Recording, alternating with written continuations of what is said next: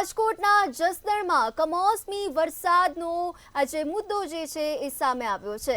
રાજકોટ જસદણના વિંછિયામાં કમોસમી વરસાદનો મુદ્દો ઉઠાવ્યો। કેબિનેટ મંત્રી કુંવરજી બાવળિયાનું આ અંગે નિવેદન સામે આવ્યું છે।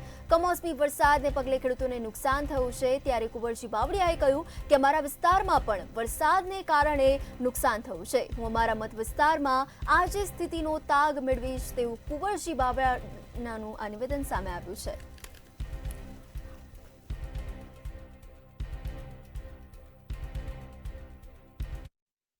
આમ તો મેં 2 દિવસ પહેલાં ટેલિફોનિક બધાની સાથે સંપર્ક કર્યો હતો। આજે હું મારા વિસ્તારમાં દરેક ગામમાં મોટાભાગના ગામડામાં હું જવાનો છું।